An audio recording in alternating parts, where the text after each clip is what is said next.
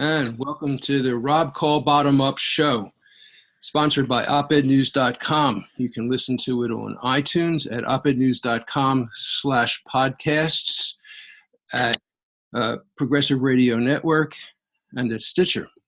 My guest on this show is Michael Kimmel. He's a distinguished professor of sociology and gender studies at Stony Brook University in New York, the author or editor of more than 20 books, including Manhood in America, The Gendered Society, The History of Men, and Guyland.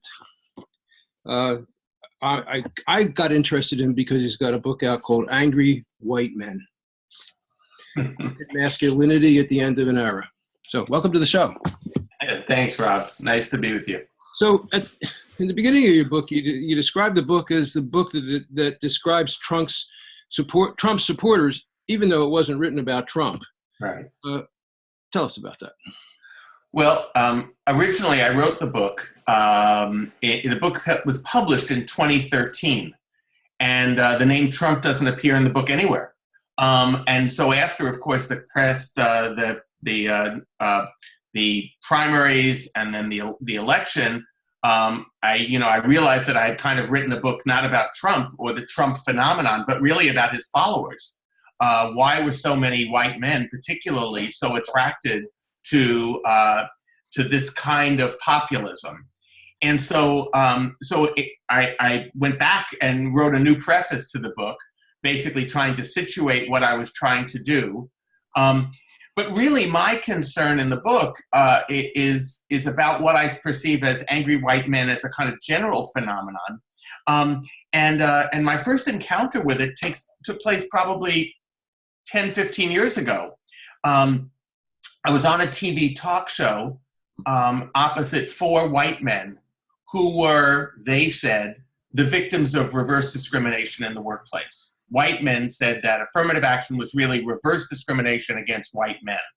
And you probably know this as well, but a higher percentage of white people in America believes that they have experienced racial discrimination than black people.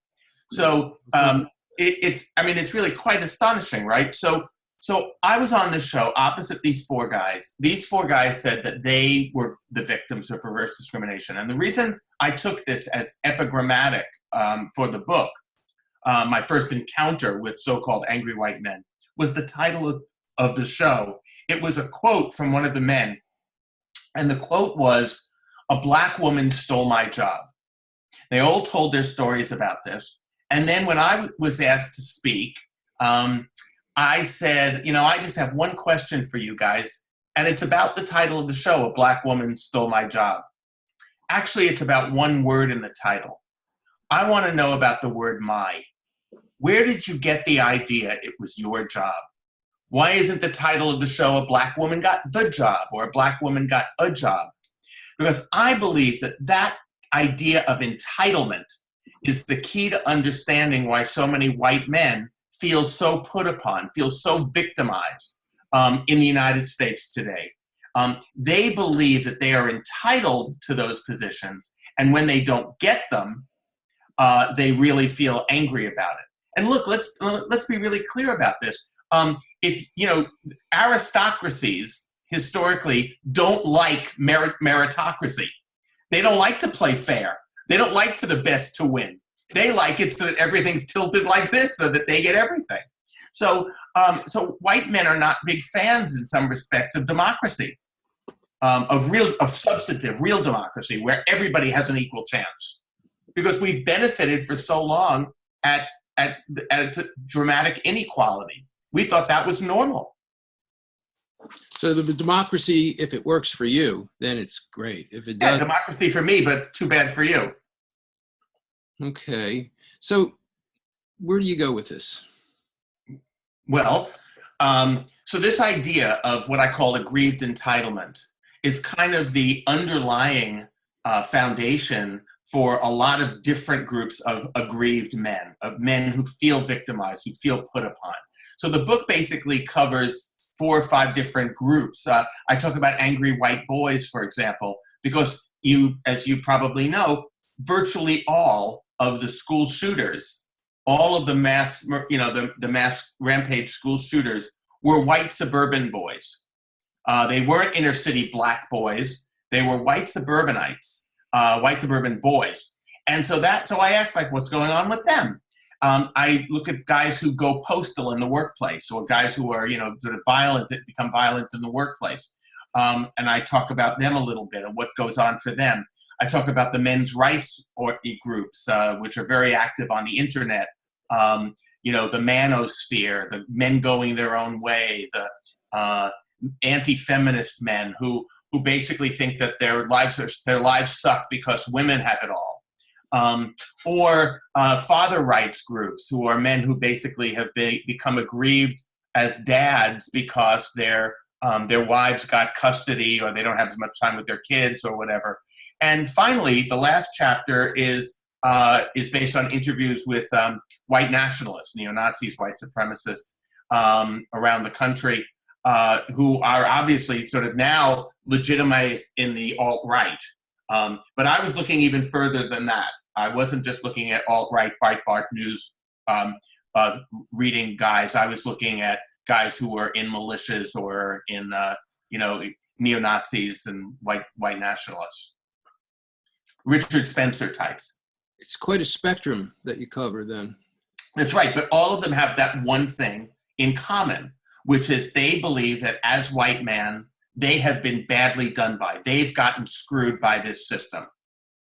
And they have an aggrieved entitlement. That's right. Like the kind of hallmark of the concept of your book. Right, exactly. That's the phrase that I came up with to describe them. They feel entitled, but they're not getting what they feel entitled to. So talk a little bit more about aggrieved entitlement. How does that develop? Well, I think let me say a little bit about the guys I start with. The first chapter of the book is really the Trump guys, the Tea Party guys, the guys who listen to Mike Savage and Rush Limbaugh and basically feel like that everybody else is getting theirs except them, except us. We're the ones who are getting screwed. My feeling about this, so talking to them, the idea of aggrieved entitlement, I think, comes from a general belief in the American dream. The idea that you should be able, any man should be able to work hard, play by the rules, pay his taxes, and he should be able to buy his own house and support his family by himself. He should be able to do it. That's what my father believed. So my grandfather believed, that they should be breadwinners. Being a breadwinner, being a provider, that was the anchor of American masculinity for 2 centuries. So these guys many of them feel like they have paid their dues. They have, they've worked hard. They've paid their taxes. They've done what they're told. They've been good soldiers. And now they're not getting the rewards. Now they can't support a family by themselves. Their wives have to work. Now they can't afford a house anymore, or they've gotten a predatory loan, or they've lost so much. And they feel like somebody else is getting all the rewards here, but I'm not. I was told, play by the rules, you'll be okay. And I'm not okay. So, and a lot of these guys told me kind of honestly, if you had told me in the beginning that I wasn't going to get all the rewards that I was promised, I wouldn't have done it. Right? So here's my argument, Rob. I think they're right. I think they have been screwed. I think they have been dealt a bad hand. They believe they bought the system that their grandfathers bought. They bought into that idea from the 1950s. It's no accident that when you ask Trump supporters, when was America great? If we're going to make America great again, when was it great? It's not an accident that they all say the 1950s, which was, by the way, one of the highest tax eras in our history, an era of massive government spending, the interstate highway system, the GI Bill, the building of so many suburban schools. The government created the suburbs in the 1950s, in part through massive taxation and massive government spending. So it's really ironic to hear these guys say, the government was great in the 50s. Because what the 50s represent to them was a man, like in Levittown, could buy his house, stake his claim, be a provider to a family, and get the respect that he felt he deserved. And they can't do that anymore. Wages for a family of 4 in the United States are exactly the same in constant dollars today as they were in 1974. Exactly the same, within a few dollars. But what's different in a family of 4 between 1974 and now? Mom's working. It really does take 2 incomes to earn what 1 income earned 2 generations ago. So it really is true that these guys have been screwed. Now, here's the thing that I think is interesting. We talk about the Trump phenomenon as a populist movement, right? We have all heard that. It's populist. And I think populism is the right term to use. But populism isn't a theory. Populism is an emotion. And the emotion is we have been screwed by the system. Now, the populism could go to the right. Think, for example, Trump or Italian fascism. Or it could go to the left. Think Spanish anarchists. Think Bernie Sanders. Think Bruce Springsteen. Bruce Springsteen is a populist. He believes that the white working class has gotten completely screwed. So what determines whether your populist emotion takes you to the right or to the left? I think the answer is race. If you believe that they, meaning people of color, have gotten all the benefits, then you have a racial divide between white and black, and you move to the right. If you believe that we're all in the same boat, and that as Sanders says, the millionaires and billionaires have been the ones who've gotten all the rewards, then you make common cause across race, and you move to the left. So populism can go either way. It's in emotion. And currently in the United States, we are being propelled by that emotion that the system isn't working for us. And if we see that not working for other people, immigrants, people of color, LGBT people, women, etc., if we make common cause, that's a populism of the left.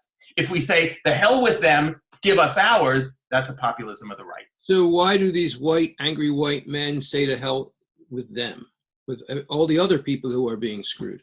Because the way they see it, a friend of mine, Arlie Hochschild, sort of uses this metaphor in her work, and I think it's kind of interesting. She says it's that basically these guys feel like they have been very patient, sort of like what I was saying before. They feel like they have been very patiently standing in line, and they've been waiting their turn. And now here come all these other people, immigrants, women, gay people, people of color, and they're cutting in line right in front of them. So they say, hey, that's not fair.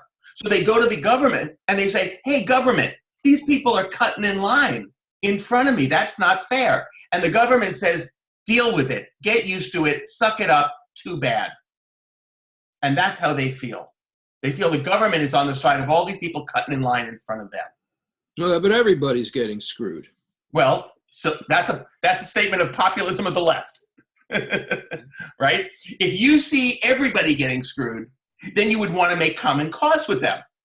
If you see that your group is getting screwed and they're benefiting through welfare and food stamps and health care, whatever they get, then you want to screw them and get yours. So why is that? Why do white men see it in that way? Why is it that they don't see that we're all together on this? Because they made a bet. And the bet was that if they played their cards right, they could basically have the lives that their grandfathers had. And what was that bet? The bet was that they could have it, that they could have that life. And they can't. They lost. They lost that bet. The world is completely different. The coal mines have closed, and it's not because people of color have taken all those jobs. Right? Our entire industrial movement has moved away from the places where they made that bet, that they could work in heavy industry, or they could work in the steel industry, or that they could work in the coal industry, or that they could work in heavy manufacturing. And those jobs have dried up. It's not because immigrants have taken them. It's because the jobs don't exist anymore. And so who outsource those jobs? You think immigrants outsource those jobs? You think lesbians outsource those jobs? Of course not. it's the bankers and financial institutions and the corporate CEOs. Those are the ones who actually made working class white men's lives so much more difficult. But the job of those people is to make sure that you don't blame them, but you blame everybody else. So they're doing a great job. Yeah, they sure are. So how are the bankers and how you've got, I mean, it's nothing new. I mean, Michael Moore wrote a book, Stupid White Men, back, I guess, around 2000. Yeah, that's right. And Al Franken wrote a book about the lying liars and the lies that they tell. And I mean, look, you know, and look, you have a book behind you by your right over your right shoulder. It Can't Happen Here, which is a book that talks about this from the turn of the last century. We have been the populist movement in the United States in the 1890s was a populist movement that started out on the left, was farmers and workers. Right. So the question really is, this isn't new, but and in a funny way, I argue in Angry White Men, this not only isn't new, but it may be its last gasp. This may be historic. Yeah, I'm very hopeful. I'm very optimistic. This may be the last gasp. Why do you think that? Well, because I think, first of all, that it will become evident gradually or very soon that the policies of our current administration are designed to screw the very people that put him in the White House. And I think that that's inevitable. I think, you know, those jobs aren't coming back. The collapse of the efforts to repeal Obamacare, the efforts to repeal, I mean, these, you know, Medicaid, Medicare, these are things that white people in rural areas depend on. In fact, they just don't think it's going to happen to them.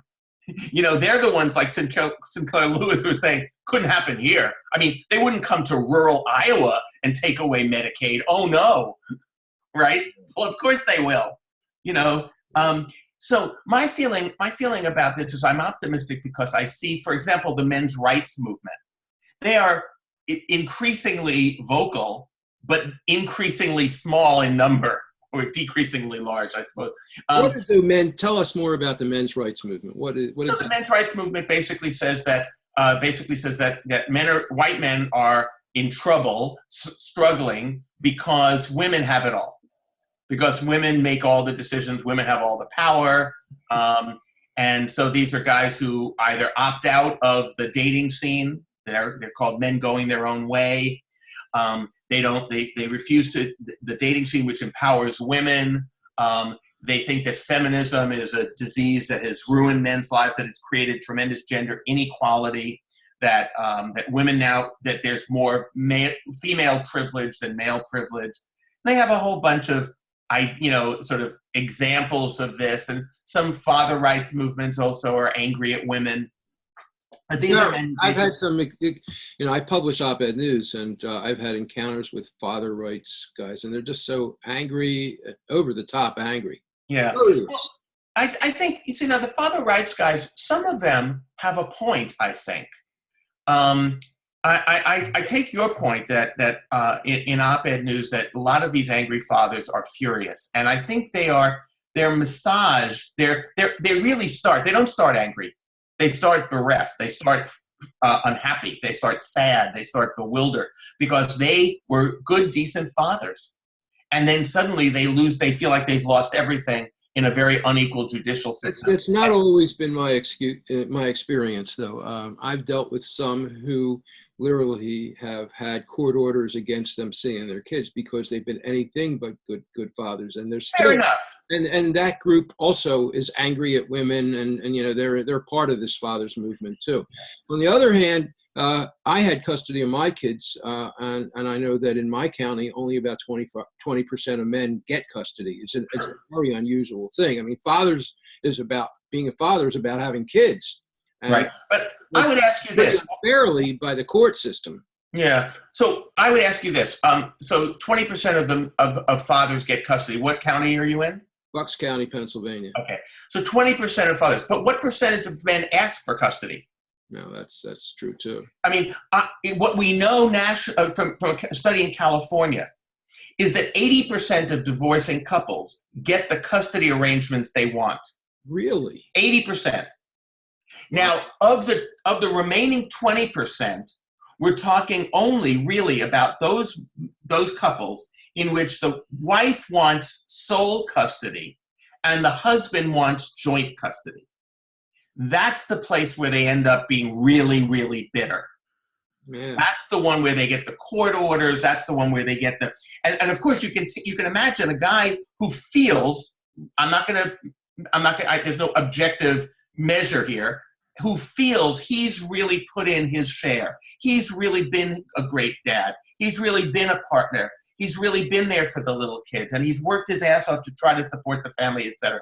And he feels like now, after all this, he's going to be treated as if he were Don Draper, as if he were kind of an absentee landlord, as if he never went to his daughter's soccer game, as if he never coached his son's little league game, as if he never hung out with the kids, And my feeling is some of those guys have a point, because I think the judicial system, family court, very often treats fathers as if they were in the 1950s Don Drapers. So basically what you're saying is that 80% of people get what they wanted. 80% of couples get what they wanted, 20% don't, and usually it's because the mother is asking for full custody to take it away from the father. What percentage of those 20% of the population, what percentage of the women get that? Well, so of the 20% who don't get the custody arrangements they want, there are several options. He wants sole, she wants joint. She wants sole, he wants joint. He wants sole, she wants sole. There are different arrangements that are possible. In that arrangement, they can't. They have to be able to. I don't know the actual numbers, but they have to be able to negotiate that. Now, very often, those are the cases in family court that go to mediators. Those are the cases, but you're absolutely right, Rob. I mean, there are also cases in which the woman wants sole custody because the husband's abusive, because the husband's violent, because the husband's drinking. And there are, of course, those cases too, but those aren't the overwhelming majority. So I want to be clear that some of the guys who are aggrieved dads have a point. But what happens is that super furious men's rights guys that you're talking about, they colonize them. They say, yeah, the reason that you're so that this is happening is because of feminist women and their lawyers, right? And that's their sort of anger and rage, I think. Yeah. Well, so is there an overlap between these guys who don't get custody and don't deserve it, and let's say the white supremacist guys? No. I mean, they're very separate groups. Although I have to say, I don't know. I mean, I've not seen any surveys of the men's rights groups about their presidential campaign, presidential preferences. I would be willing to bet that most of them would identify as libertarian or even as Democrats. But I would be willing to bet that very few of them pulled the lever for Hillary Clinton, because she represented everything they hate. What? Right? The triumph of women. The triumph of feminism. Oh, really? Yeah. I mean, what these guys would say to Hillary Clinton is men's rights are human rights. So what percentage of men would take that kind of an attitude? Oh, teeny tiny. They're all gathered. There's a part of the internet called the manosphere that they call the manosphere, which is guys who are part of different kind of websites and website organizations. I don't think they have really they're not like a big organizational phenomenon. There's not like an infrastructure of institutions and movements and groups. They exist to support each other mostly on the internet, which is why I said in Angry White Men that their numbers are decreasing, but they're getting very loud, because on the internet you can shout really loud. Yeah, I got to say that when I walk around and I see guys my age, it's like most of them are going to be Trump supporters. Most of them, I think, are more likely to fit into that population. Does that make any sense to you? Here. Pardon me? No, we're having a little internet trouble. There you're better now. You were fading out for a second. No, still bad. Sorry. Oh, man. Oh, now it's better. Thank Comcast. I had to go back to Comcast because my others wasn't worth it, and this is so frustrating. What I was saying, I forget what I was saying. I lost track. You said that you had some encounters with some of these guys, I think. Most of the guys my age, I look at them, and most of the guys I know tend to be leaning more towards the right, more towards Trump, and a lot of them are that way. So what's the age consideration? I know you got a whole chapter on angry white boys. What about angry old white men?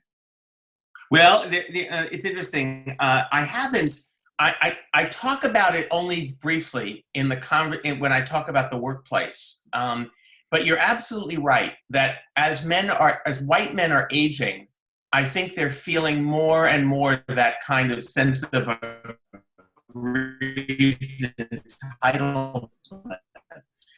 A large number. Give you an example. Do you know that the demographic group that it has the highest increase in suicides is middle-aged white men? Now, that's not to say they have the highest rate, but the highest increase over the past 5 years has been middle-aged white men. So you have to read suicide as a kind of despair, as a kind of hopelessness, as a kind of it can't get any better. There's nothing I can do to make it better. So that's the same, I think that's the kind of underbelly of aggrieved entitlement, is the system's gone to hell. I can't make my life any better. There's nothing I can do at this point. I'm worth more dead than alive. I'm ill and I can't take care of myself because we don't have adequate health care. You know, we're the only industrial country that doesn't, but we don't. You know, I think, so that's a really... When you talk middle age, what age are you talking about? I'm talking about 45 to 60. 45 to 60. So that would be... Sort of the tail end of Gen X to baby boomers. Gen X to baby boomers. Gen X. Right in between.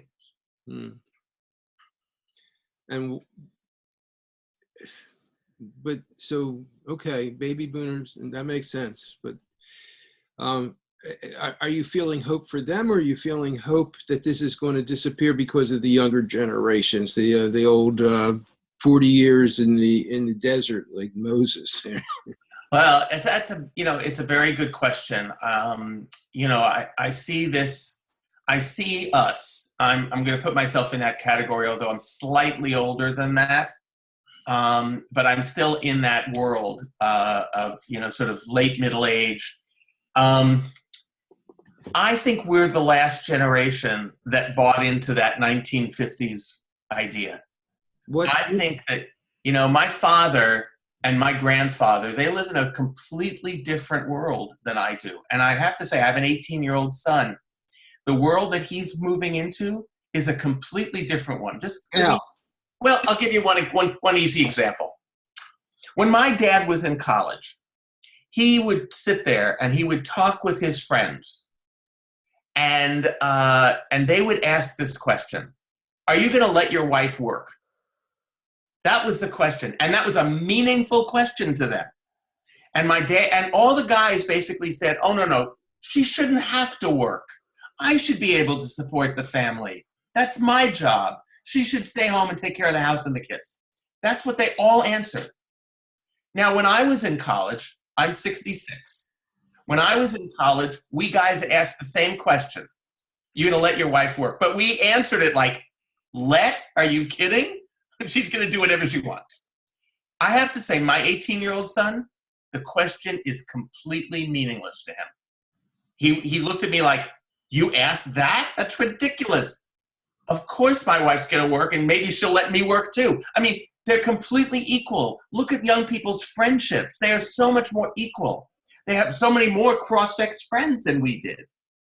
Their world is entirely different. This old world, which I think we're the last group to buy into, I think, so that's why these guys our age are like holding on so tenaciously to that old Don Draper ideal, even though the world doesn't look anything like Mad Men. I mean, imagine what, maybe your father's life was like this. My father's life was like this.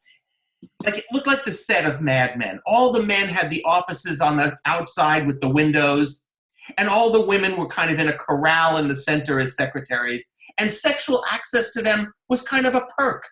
You just, kind of came with the job. Well, that's called sexual harassment. It's illegal. Half of those windowed offices would now be held by women, and there'd be gay people and black people, and, these white guys are going, but those were my offices. I was supposed to be there, right? Do you see what I'm saying? Yeah. We're the last generation in terms of age to have expected that. My son has no such sense of entitlement. Yeah, and it gets back to that aggrieved entitlement. So I call my show Bottom Up Show because I believe we're transitioning to a more bottom-up culture from the more top-down one that we've had for a long time. Less patriarchy, less hierarchy, less centralization. Where does patriarchy fit into this? Patriarchy is the oldest and most durable form of inequality that we have. It's the mother of all inequalities, or the father of all inequalities, I guess is the way to put it. It's the one that, it's the one that teaches us how to do inequality. It starts when we start, but it doesn't mean, it's fixed and permanent and unchanging. The power that men have over women and the power that some men have over other men is historically developing. It's constantly changing. I think patriarchy is constantly now globally being challenged everywhere in the world.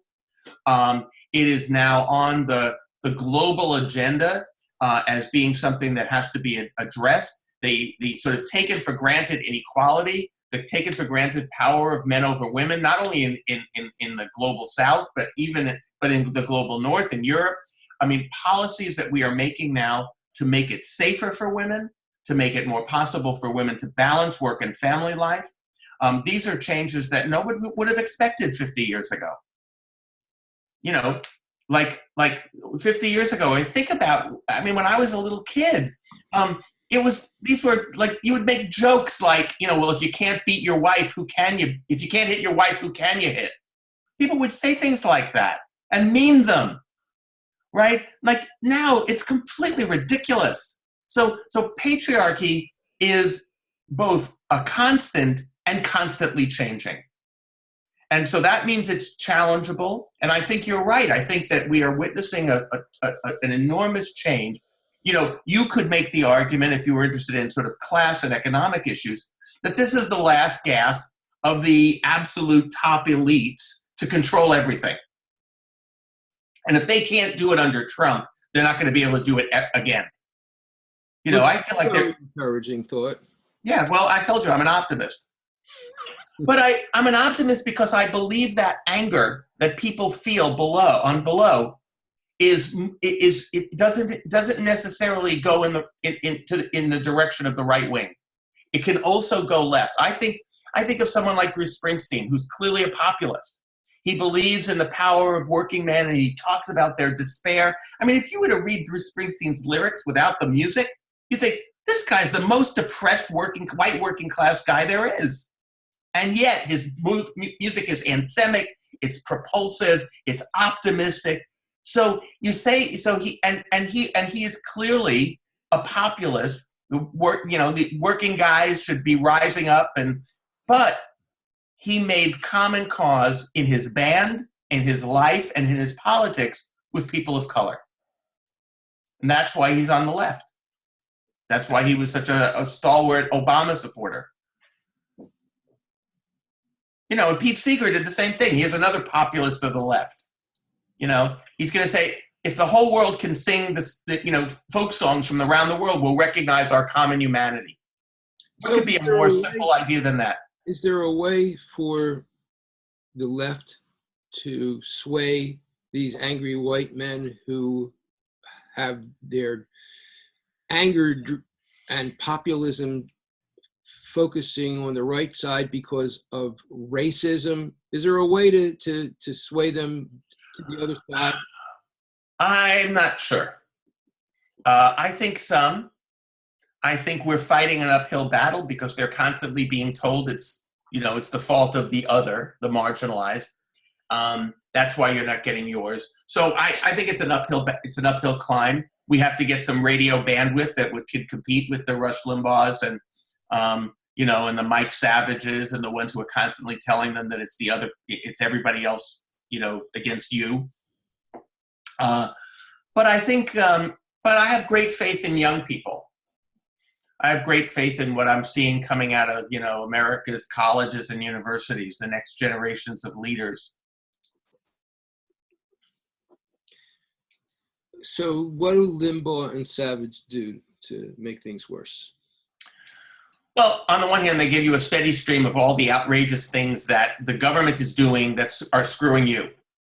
The second thing that they're doing is they're taking your emotion and they're massaging it into a political position. For example, Rush Limbaugh is a master at this. He used to, when people used to call in to the Rush Limbaugh show, I listened one time to a guy call in and say, Rush, I don't know what I'm going to do. I'm really upset. I'm really scared.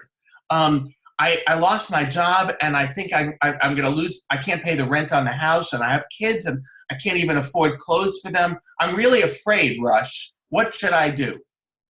Limbaugh says, you don't sound scared. You sound mad. And here's who you should be mad at. And then he gives them a whole list of the egregious things that the liberals are doing. So he takes a genuine emotion and he manipulates it into a political ideology. What I'm talking about is the initial, if the emotion itself is directionless. He massages it to one direction, but it doesn't have to go there. If you look at the last pages of my book, I quote FDR, and a speech by FDR in 1932 announcing some of the CCC and the efforts to combat the Depression, which is another moment of great white working class distress. And what happens, what he says, the title of the speech is The Forgotten Man. And he argued that what we need to do is we need to create policies that put the resources of the government in the service of those people who are suffering, who are struggling. That's our job in government. Now, the current populist government says our job is to take what little you have left and take it away from you and give it to those above you. Now you're talking about the Trump-controlled government. Right, that's right. So what I'm saying is that the real contrast, Trump had a similar initiative, a similar sentiment in his campaign. I am going to be the champion of the forgotten man. That's kind of what he said. Make America great again. And so was FDR. FDR was also gonna remember the forgotten man. And what I'm saying is that FDR did it in a way that empowered white working class men to step out of the Depression, to find jobs that the government created for them. And Trump's idea is if we give more money to the bankers and the industrialists, that they will create more jobs. Well, you tell me which one of those has been successful in American history. Well, right? There's only one. Only the New Deal was successful.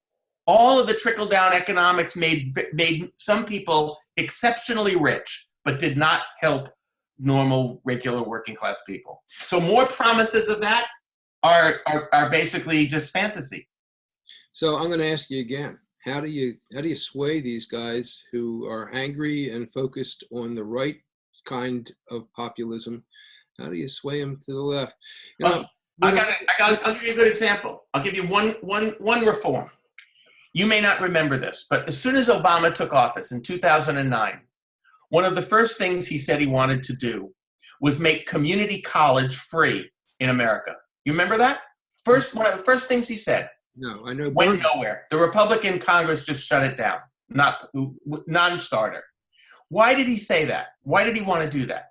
Because he wanted to give white working class guys and men of color and people of color, of course, too. But he wanted to give them an on-ramp into the new economy so that they wouldn't graduate from high school and think that they were going to go into the auto industry or the steel industry or the coal industry or the extractive industries, which are declining in number. But rather give them an on-ramp, give them some training, give them an opportunity to get into the new economy. The Republicans shut that down. There's one way. I don't even remember hearing that, frankly. I don't. Yeah, well, and I certainly don't remember hearing the rationale for it. I don't know. I don't know that wasn't the stated rationale. My guess is that he didn't get media coverage of that. No, not much. But the thing is that it went nowhere because the Republicans just shut it down and it never got brought up again. But to me, the answer to this is not moral suasion. It's not sitting down with these angry white men and talking to them. It's providing the policies that will enable them and their kids to become. See, here's the thing that I think is happening. These white working class men believe, this is the idea of entitlement. They believe this was their land. Like the Woody Guthrie song says, this land is my land. So the next line is, this land is your land. Fair enough. But this land was made for you and me. This is ours. And they have been feeling disconnected from it. They feel terribly patriotic, but they don't trust their government. They love their country, but they hate the government. Let's talk about that word. You just used the word disconnection. Now, yeah. I think that's a really important word. I think so too. I think they feel disenfranchised. I think they feel cut off. That's why the suicide rate among them is going up. That's why I feel like we need to create policies that enable these guys to feel like stakeholders again, to feel reconnected to the country that they say they love so much. It's not the country of their grandfathers. It's not going to be. No matter how much we want to look backward to when America was great, no matter how much we want to make America great again, it's not happening. We are going to become a majority-minority nation in 2042. The generation, the people who will make that happen in 2042, they have been already born. It's a done deal. It's not going to go backwards. Period. So your choice, white man, I would say, is, okay, it's not going to change. So you have choice. You could be dragged kicking and screaming into this new world, or you can say, wow, this world has really changed. What can I do to participate in this new world? That means you have to feel like you're a stakeholder. You have to feel connected. All right. And So connection, disconnection. I want to focus on this. You've used the. Okay, I need to ask how much longer you want to be talking because I have another appointment. Okay. About 15 minutes. Okay. I think this is really important. I think ironically, I think we've transitioned from an information era to a connection era, and there's all these digital ways that we can connect. But I think you're right. I think that there's a huge amount of disconnection and people, and that I think that's a big part of what's going on. So right. Get into more depth on how these men are feeling disconnected, disenfranchised, cut off. But more depth on that. Well, I feel like I feel like that's what I've been saying throughout our conversation has been that these guys feel that the government is not that our relationship to the government is somewhat transactional. I play by the rules. I go to work each day. Bruce Springsteen says this in one of his songs. He says, I've done my best, and this is his darkest and most powerful song, I think. He says, I've done my best to live the right way. I get up in the morning and I go to work each day. But he says, but sometimes you feel so weak, you just want to explode. The idea is he's done it all, everything you've told me to do, I've done it. And I'm still not getting where you told me I'd be. And so my choice is I can blame myself, I can blame you, I can blame those other people. So you have a constant chorus in the media on the right wing saying, it's those other people, blame them. And so we do. So are you saying then that the right-wing media encourages this sense of disconnection? Of course. It's, the job of the right wing is to keep people who are in roughly the same economic position from making common cause. Because if the white working class if the white, rural farmers make common cause with workers who are white or people of color, we're going to be overwhelmingly a blue country. The only red left would be, ranchers and industrialists. Yet the Democrats fail so miserably. Yeah, fail so miserably, but on the other hand, name one city with more than 300,000 people that Trump carried. Not one. Not one. No. What does that mean? It means that we are a country divided in some ways by urban and rural. So where do you think, seriously, where does anyone think the future is happening in the world? Is it happening in the countryside or is it happening in cities? Where are the technological centers? Where are the growth centers?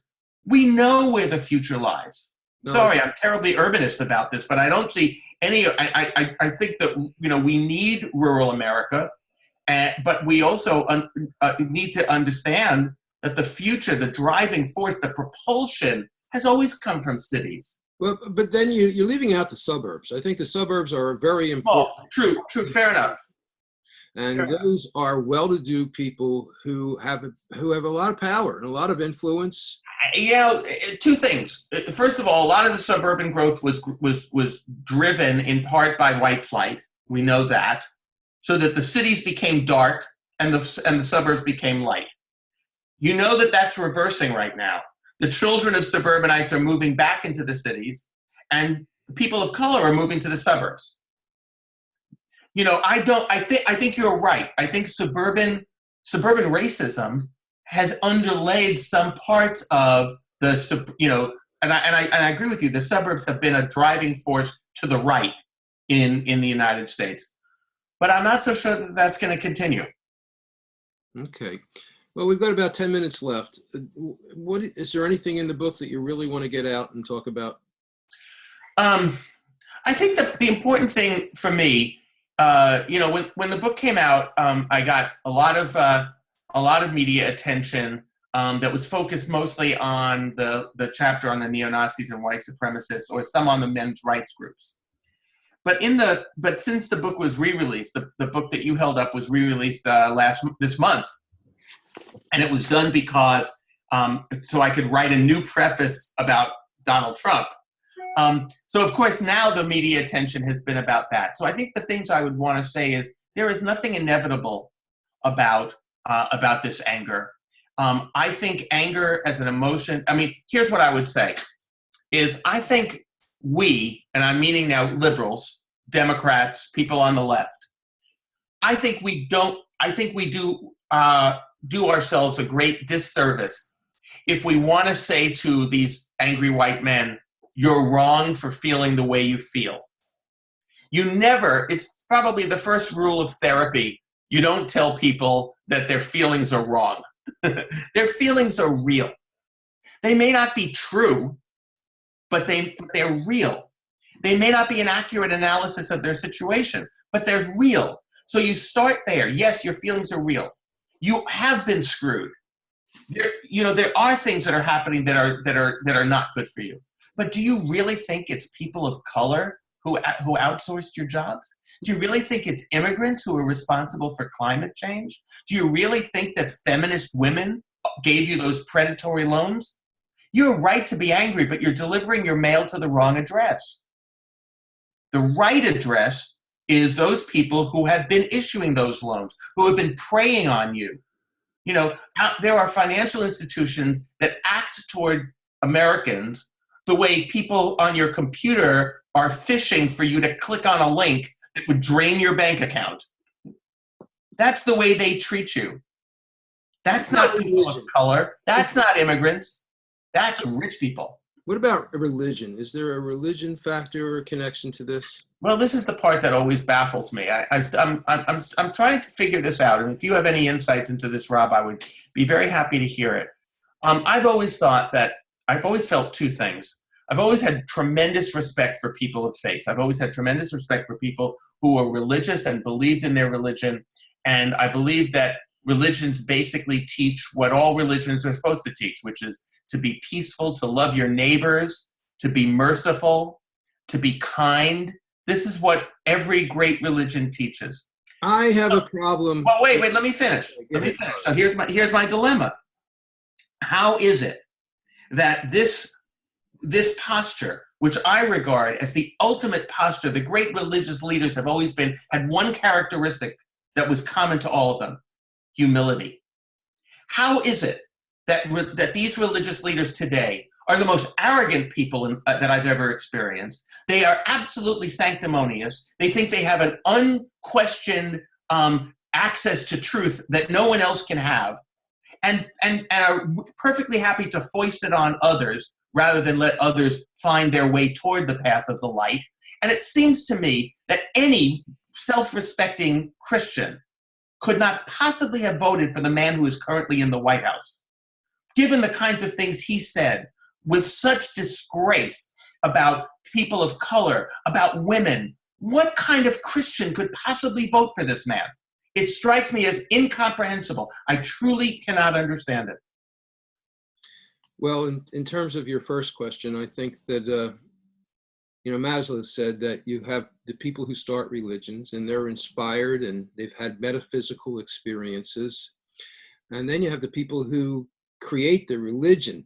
Right, the institution, yeah. Institutions, and those people get glamored by power. And then it gets worse because the religious institutions have traditionally been tied to monarchies and kings and power. So you have all of that. So you got massive patriarchy tied into an awful lot of religion. And then you have fundamentalism. Mm-hmm. I don't have respect for fundamentalists, really, because they don't respect other religions. And I put together years ago my rules of religion, and the number one rule is I respect people who respect other faiths. And of course. Don't respect other faiths. And so I think that's a problem. But the question is, how does the religion tie in with angry white men? Doesn't it? Not really. No, most of the men that I interviewed, faith is not a big component. On the extreme right, on the super extreme right that I interviewed, they are part of cult religions, Odinists, Church of the Creator. That's your chapter 7. Yeah, those religious cults or sects. Basically, sort of posit that white Aryans were the chosen people and everybody.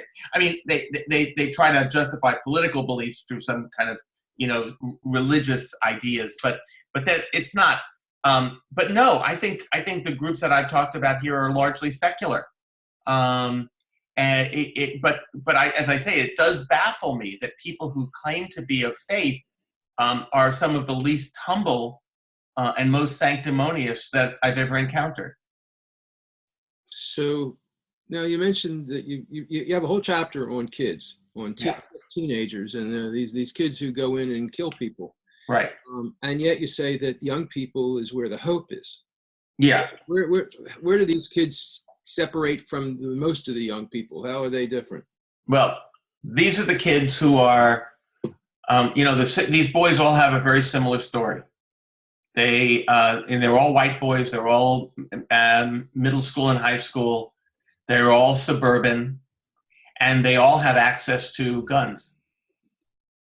And I think we as a country don't really have the political will to end these rampage school shootings. So.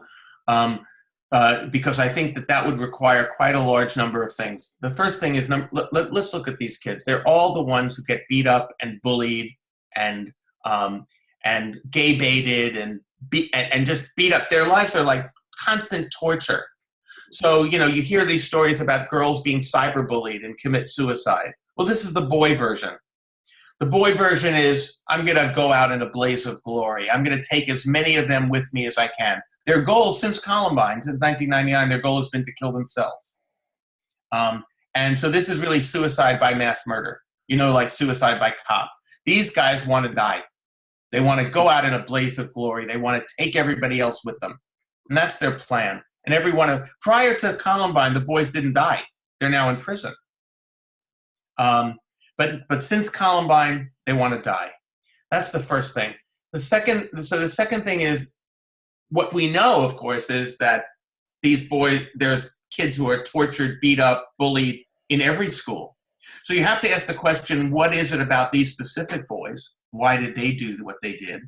And why don't other kids? And those answers have to do with the availability of psychological counseling. How come these boys flew under the radar their entire lives? No one noticed. If they were so crazy, so mentally ill, which is what we immediately said, oh, that boy must have been mentally ill. Well, how come they could be so mentally ill that they would take an assault weapon into their school and start shooting and nobody noticed? Where's the counselors? Well, I'll tell you where the counselors are. There aren't any because we so underfund our schools that the schools can't afford it. That's where they are, right? There's one counselor for every, I think, 1,200 students in California. Is there any tie between these bullied, beat up, teased kids and the angry white men? Well, I think that they're a canary in the coal mine in the sense that they feel so aggrieved, that they feel like they've been so badly wronged. But I also feel that the thing that predicts resilience in some of these other guys, the boys who get beat up and bullied elsewhere, is that the other thing is that the characteristics of the schools that these shooters end up attacking are very, very, they're very similar. They're virtually all white. There's no minority kids. They're very often very evangelical. So there's really no other place for these guys to go where they could find their own people, their own group, their group that says, you're not awful, you're not terrible, we love you. So it's either this way or nothing. And I think one of the things that diversity does is it gives us the opportunity to find different groups of people elsewhere. Okay, time's about up. You want to wrap up? That's it. I'm good. You have a website you want to share? Sure. It's michaelkimmel.com. My name, www.michaelkimmel.com. All right. You've been listening to the Rob Kall Bottom Up Show with Michael Kimmel, talking about his book, Angry White Men. Thanks so much, Michael. Great. Thank you, Rob. Take care.